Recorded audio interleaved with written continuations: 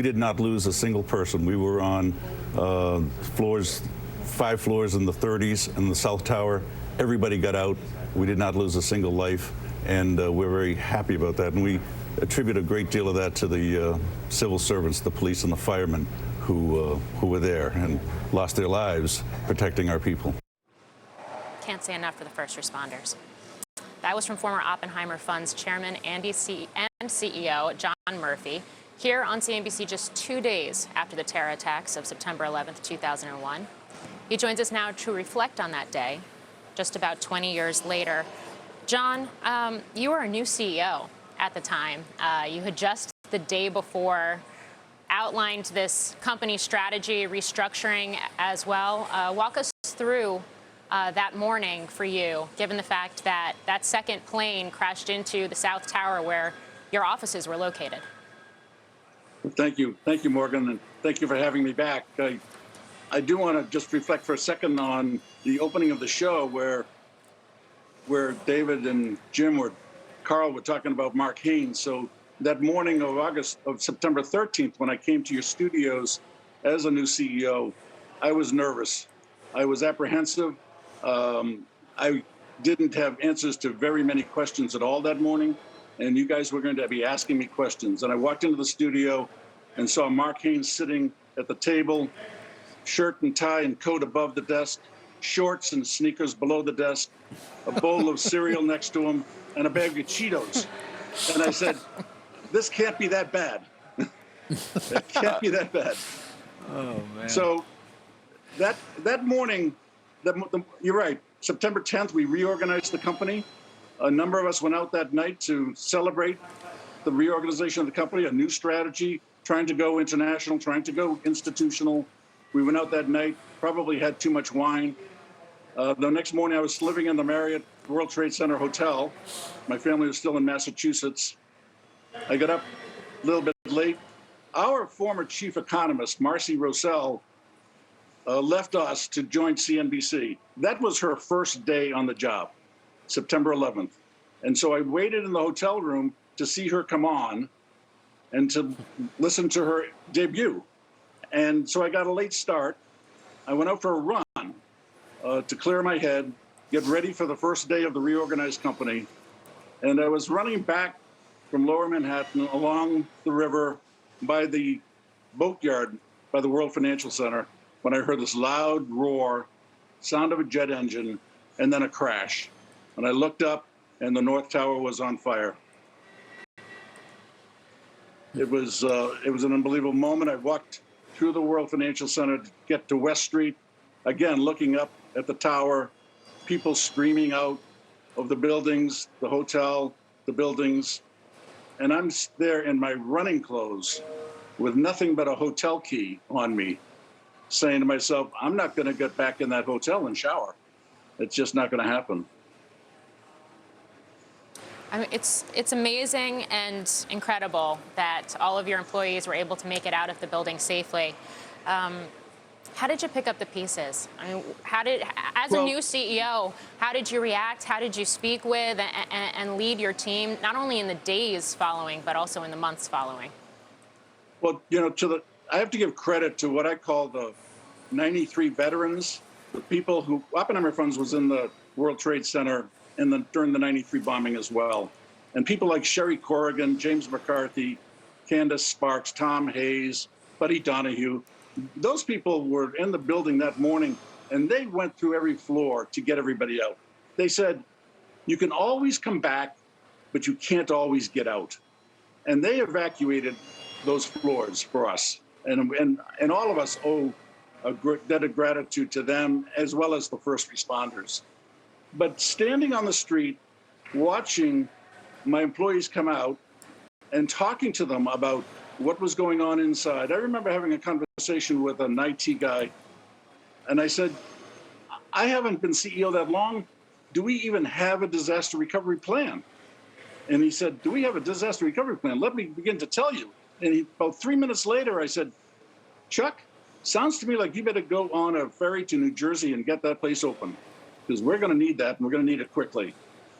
We wound up in 8 different locations, from New Brunswick, New Jersey to Hartford, Connecticut, our employees were dispersed all over the Northeast. And when we got together finally in December into single office space in the Garment District, Class C office space. Today, all that pressure of finding office space, today, all that pressure of dealing with landlords and the supply and demand, those aren't there anymore because of COVID. People are working from home. The technology has changed so much that people can stay at home and do their job. And I wouldn't have had the pressure, the real estate pressures that I had to get our employees relocated and back together. And then you ultimately went back downtown. Why? We did. So, our employee base was all over. So they're spread from Westchester and Fairfield County all the way down to Rumson, New Jersey, spread out all over. There was no common geographic location that we could come to agreement on. A number of people wanted Westchester, a number of people wanted New Jersey. But the common thread was, let's go back. We're resilient. We can do this. We're a strong company. We were growing. During this whole time, we were growing. We started as the 12th largest mutual fund company, and we got to the 7th largest mutual fund company, during that period of time. And we were growing fast. And people wanted to be together, and they wanted to be downtown. But to speak of the resilience, we were in the World Financial Center, and every day we looked at that pit. And for many years, that pit had no activity. There was no building going on. But it was a remembrance every day of what we had been through. But it was also brought us back together as a team, as a company, in a very spirited way. John, we're so grateful for those comments. It's interesting, our conversations this morning about resilience, about returning to Manhattan post 9/11, kind of bleeds into these discussions now about whether you return to Manhattan post-pandemic. And I wonder if Zoom and remote work had been an option back then, if it would have been the same. If Zoom was an option back then, it would have been completely different. I've been out of the game now for a while, but my kids are in the game, and they've been working from home for 18 months, and they've got real serious jobs, and they're missing the camaraderie. They're missing the mentorship. They're missing the ability to mentor others. They hire people that they've never met other than over a video call. To me, I'm an old timer. It sounds crazy to me, but to them in that generation, it's normal. It's what they're growing up with. Yeah, count me in amongst that generation as well. By the way, John, thank you for your remembrances of Mark and the Cheetos and the Doritos. I should say the Cheetos and the Cheerios. The Cheerios. Yes. Yes. It brings me back, and we did talk earlier about how masterful he was on that day. We've been talking so much about back to the office, and you were making that point. I'd just love you to continue on that. I mean, do you think something will be lost by these companies that do not choose to bring people back full time? Or is it simply going to be the case because, as you point out, the younger workforce simply has no real interest in being in an office 5 days a week? I think it's a generational thing, David. I think that a lot of the people in the workforce today, the people coming out of college today, they're younger, they're different than you and I. They grew up differently. They grew up in a financial crisis. They grew up with war. Not that Vietnam didn't have an impact on me, but they're different. So people, as you've said all morning, people are resilient, and they're resilient in different ways.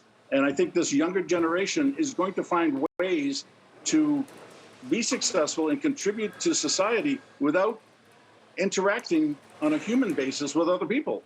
They're just used to the technology, and they're used to what the technology provides for them.